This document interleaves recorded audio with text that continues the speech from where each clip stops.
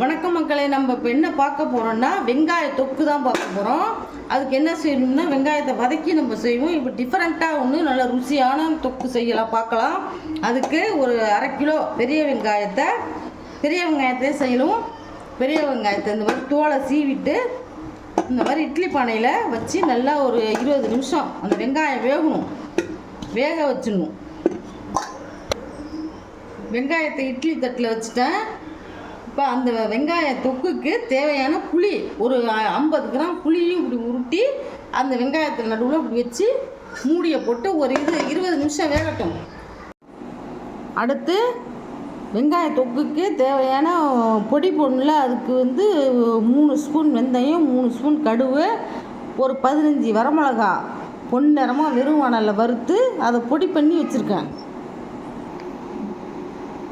இப்போ பாருங்கள், அந்த வெங்காயம் 1/2 கிலோ வெங்காயம் நம்ம வேக வச்சுருந்தோம்ல, புளி வெங்காயமும் அது வெந்தால் இப்படி தான் இருக்கும். இதை இப்போ என்ன செய்யணும், மிக்சியில் போட்டு அரைக்கணும். இந்த வெங்காய தொக்கு செய்யறதுக்கு தேவையான எண்ணெய் ஒரு 100 கிராம், 1/2 கிலோ வெங்காயத்துக்கு 100 கிராம் கடலை எண்ணெய் ஊற்றிருக்கேன். எண்ணெய் காஞ்சிருச்சு. 2 ஸ்பூன் கடுகு,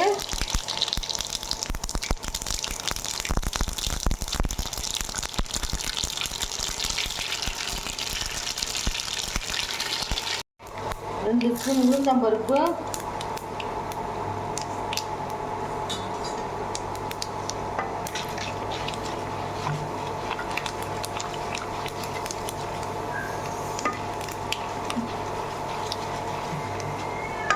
1 நல்லா கவர்ந்துருச்சு. இப்போது 1 ஸ்பூன் பெருங்காயம், அதுவும் நல்லா பொரிஞ்சிருச்சு. இப்போ நம்ம அரைச்சி வச்ச வெங்காய தொக்கை இதில் கொட்டணும்.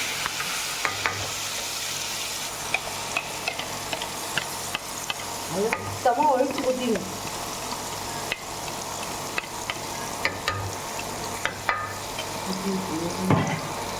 ஒரு ஸ்பூன் மஞ்சத்தூள்,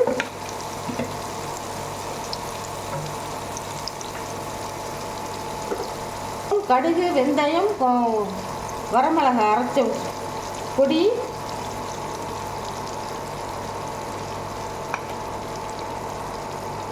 ரெண்டு ஸ்பூன் சில்லி பவுடர்,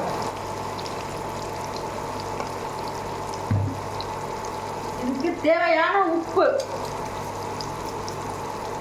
ரொம்ப போடாதீங்க, கரிப்பாக இருந்தாலும் நல்லா இருக்காது. திட்டமாக போட்டுக்கோங்க. உப்பு கம்மியாக இருந்தால் கூட நல்லா தான் இருக்கும். போட்டு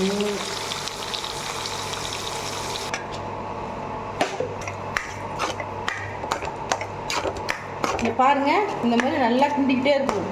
நல்லா கிண்டோன்னா நல்லா அப்படி சுருளை வந்துடும்.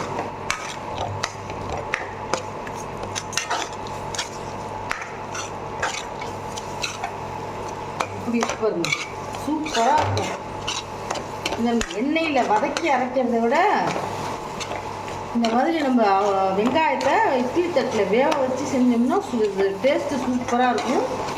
இது இட்லி, தோசை, சப்பாத்தி, தயிர் சாதம், ரசம், சாம்பார் சாதம் எல்லாத்துக்கும் வச்சுக்கலாம். சாதத்தில் போட்டு பிசைஞ்சு சாப்பிட்லாம். ரொம்ப ஹெல்த்தியான ஃபுட்டு இது. இந்த மாதிரி நல்லா கிளறணும். இதை இந்த ஊறுகாயை ஒரு 15 நாள் 20 நாள் வரைக்கும் நம்ம ஃப்ரிட்ஜில் ஸ்டோர் பண்ணி வச்சுட்டு சாப்பிட்லாம். ஆனால் எடுத்து நம்ம வச்சு சாப்பிடும்போது அப்படியே பாட்டிலோடு எடுத்தாந்து வச்சுக்காதீங்க. தேவையான அளவு கிண்ணத்தில் எடுத்து வச்சு ஒரு ஸ்பூன் போட்டு தொட்டுடணும். மீதியை அதில் பாட்டிலில் கொட்டக்கூடாது, பூசணம் மட்டும் போயிடும். காலி பண்ணிடணும். எவ்வளோ தேவையோ அதை மட்டும் எடுத்து வச்சுக்கணும். இந்த கருவேப்பிலையெல்லாம் போட தேவையில்லை.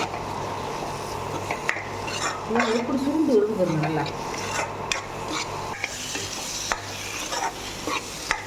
பாருங்க, இப்படி அப்படியே சுருண்டு வந்துருச்சு பாருங்க. இந்த ஊற்றின எண்ணெய் எல்லாமே அப்படியே சுருண்டு வந்துருச்சு பாருங்க. அதெல்லாம் சுருளாக அப்படி வரைக்கணும். தொக்கு ரெடி. இந்த ரெசிபி உங்களுக்கு பிடிச்சிருந்ததுன்னா எங்கள் சேனலில் இதை போட்டிருக்கோம், அதை ஓப்பன் பண்ணி பார்த்துக்குங்க. இந்த ரெசிபி உங்களுக்கு பிடிச்சிருந்துச்சுன்னா ஷேர் பண்ணுங்கள், லைக் பண்ணுங்கள், சப்ஸ்கிரைப் பண்ணுங்கள். இப்போ அடுப்பு ஆஃப் பண்ணிடுறேன். தேங்க்யூ, பாய்.